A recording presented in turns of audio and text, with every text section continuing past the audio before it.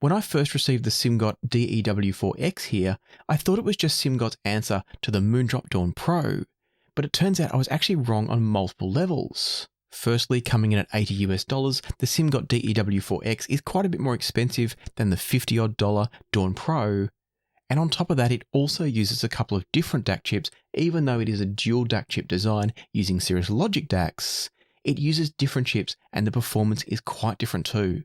I'll come back around towards the end of the review and talk about some of the features and the design of the DEW4X. But I want to jump straight into talking about the sound quality to really give you an idea of just how well this thing performs and why I think it's one that you should absolutely pay attention to if you're in the market for a dongle. As we kick off the sound quality portion of this review, I want to say a huge thanks to Simgot for sending me this one. They sent it along with the recently reviewed EA500LM IEMS. And one of the reasons I'm so pleased that they sent it to me is the DEW4X is nothing short of fantastic for the price and as a dongle. And what I mean by that is that both as a general portable compact device and for a device costing about $80, the sound quality it gives you is nothing short of excellent. It's got a wonderful sense of clarity and separation, and the sound is generally very neutral and very clean. To properly put it all into perspective as to just how good it is though, I'm going to give you a couple of comparisons in a moment. But before we do, the one final thing I want to mention about the general sound quality of the DEW4X is that when you go between the 4.4mm socket and the 3.5mm socket, you do get a very slight reduction in the sense of energy or clarity in the sound. But the good news is that it's equally as enjoyable from either output, and it's actually kind of nice because if you've got an IEM that doesn't need the sense of crispness and clarity that the DEW4X has from the balanced output, then you can just switch over to the 3.5mm and almost everything else stays the same. It just gets a little tiny bit smoother in the top end. And so with that said, let's cut straight to the comparisons to give you an idea of why I think this is phenomenal value as a dongle DAC. Not that long ago now, I reviewed the Moondrop Dawn Pro here, and I thought it was an absolutely astounding DAC as well. The Dawn Pro comes in at $50, and as I said earlier, it does use a pair of Cirrus Logic DAC chips. But in the case of the Dawn Pro, it's using the CS43131 DAC chips, so 2 of them. In the case of the Simgot DEW4X, it's using the C43198 chips. And so one of the first things that I was interested to find out was how much difference it made comparing these two when you've got $50 up against $80. As always, I did my listing across a bunch of tracks, but the one that I stopped and made notes on was Overture Gnome Opus 1 by Avishai Cohen. And as I've already talked about, the sound from the DEW4X or the DEW4X, I'm not sure how it's meant to be pronounced, but the sound from that was clean, crisp, with beautiful separation. Moving over then to the Dawn Pro, and I was actually surprised to hear just how much less sense of resolution the Dawn Pro delivered. Now, all of this listening was from my Android phone running USB Audio Player Pro, so it was bit perfect outputs to both of these, and the difference was striking. The Dawn Pro comes across a little bit warmer, and that's not a bad thing in itself, but it also came across a bit congested sounding, and that's not so good. The textures in the audio are less obvious from the Dawn Pro, and it's got a tonality that actually comes across a tiny bit boxy when compared to the very clean and very neutral sounding DEW4X. And so this isn't to say that the Dawn Pro is suddenly rubbish, because I really liked it as well, and it beat a bunch of other DACs that I had here, talking about dongle DACs. But the Simgot DEW4X is a really clear and obvious step up. And so having heard that the DEW4X clearly and easily bested the Dawn Pro, I had to go through my collection of dongles and see which others that I had here might actually be some competition for the Simgot. And the next one that I reached for was the Hidizs XO. I reviewed this a while back when it was in its Kickstarter campaign, and I thought this was a lovely dongle DAC too. It comes in at $99, making it more expensive than the Simgot DEW4X.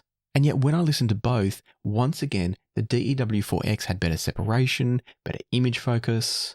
It had a more neutral overall tonality without drifting too far into getting sterile or clinical in my opinion. And all of that also translated into a better sense of resolution as well. And so at this point, the DEW4X had left the Dawn Pro in its dust. It had also comfortably beaten the XO, not by quite as large a margin as the Dawn Pro, but it was still better than the XO, even though it's cheaper. And so I decided to reach for one of my big guns that I don't actually have here in front of me, but I reached for the Shanling UA5. And this is a $235 dongle DAC in the Shanling UA5. It's got an internal battery to clean up the power. And so this for me was going to be the real test of just how good the Simgot DEW4X is. Listening to Twilight Surfer by Julian Lage, not sure. Anyway, listening to Twilight Surfer by him, and the sound from the DEW4X once again was clean, spacious and resolving. Moving then to the UA5, and the sound immediately got more refined, but possibly a little bit too much for some people.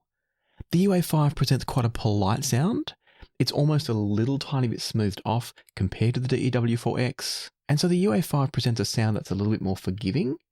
It's going to be better off with IEMs or headphones that are a touch more aggressive or energetic in the treble. It's going to be less revealing of bad recordings, but still giving you the sense that it is a bad recording, just not punishing you for it. And the UA5 from memory does deliver more power as well. But having said that, these are all dongles, they're not high power devices. Having said all that though, the DEW4X is providing a crisper and in some ways a cleaner and more neutral sound. It doesn't give you the sense that it's rounding things off or smoothing things off that the UA5 does, and that sort of makes the UA5 sound a little bit less transparent. It sounds like the UA5 is altering the signal slightly, while the DEW4X is just handing it over exactly as it came through. That's how it sounds anyway. And so as I listened back and forth through multiple tracks, mostly listening with the Fur Audio Radon 6 customs that I own, as I went back and forth between them, what became evident to me was that I think the UA5 is the slightly better, slightly more refined, slightly more kind of mature sounding dongle. But having said that, there's no way that I think I could say that it's worth $150 more, and that's the price difference. And in fact, I'd go so far as saying I think some people are going to prefer the sound of the DEW4X because of its slightly crisper, slightly more seemingly transparent delivery. And so as I alluded to at the beginning, I definitely think that the Simgot DEW4X is an outstanding dongle DAC device. At $80 US, this is giving you some of the best portable audio that you're going to get without going to a full-sized digital audio player or one of the larger battery-powered, and I mean like standalone battery-powered, dongle devices like say an EMN Calibri. You're going to have to go to that kind of level to really pull away from the DEW4X. And so this one gets a really high recommendation from me on sound quality, and therefore it's worth talking about a couple of other little things about it that you might want to know. I've already talked about the fact that it uses a pair of Cirrus Logic C43198 DAC chips, and based on what I could find online, and the information's not particularly clear, but it seems that this will give you a maximum power output of about 150 milliwatts into 32 ohms. So as I said earlier, not a hugely powerful device, but it's going to drive most headphones and most IEMs, in fact probably all IEMs, to decent levels of performance. In terms of features and functionality of the DEW4X, things are pretty straightforward. We've got a USB-C socket on the bottom, or depending on how you look at it. We've got on the other end a 4.4mm and a 3.5mm output. And then on the side, there's a couple of volume buttons. And this is quite similar to what's being done in something like the Moondrop Dawn Pro, where you've got independent control here on the device that's separate from the controls on your phone. And so what that means is that you can adjust the volume here on the DEW4X, and then also adjust on your phone.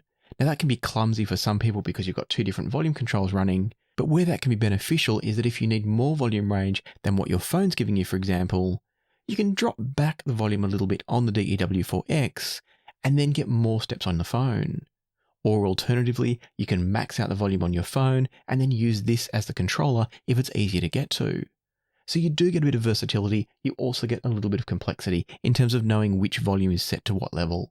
The final things to know about the DEW4X is that it will decode DSD up to DSD256 and PCM up to 384 kHz and 24-bit. And then finally, for those of you that are console users, a great bit of news is that this is also USB 1 compatible, and so by holding down the volume, I think it was the down volume, you'd have to check this one out to be sure, but by holding down one of the volume buttons as you connect it to your console, it's going to switch the DEW4X into USB 1 mode and make it work with your PlayStation, Xbox, Switch, etc. So this could be a really good solution for those of you looking for a good headphone solution with your various consoles. And so at this point, as you can probably tell, I think the DEW4X is nothing short of fantastic. It's a very easy recommendation from me if you're in the market for a dongle and you don't want to go over $100.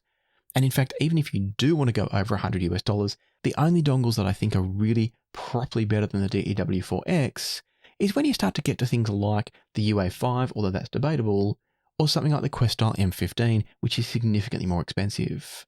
And so if you're in the market for a dongle and you think this sounds good, I'll put some links down below where you can go and check out more about the DEW4X and pick one up for yourself. And so as always, I hope this video has been useful and helpful.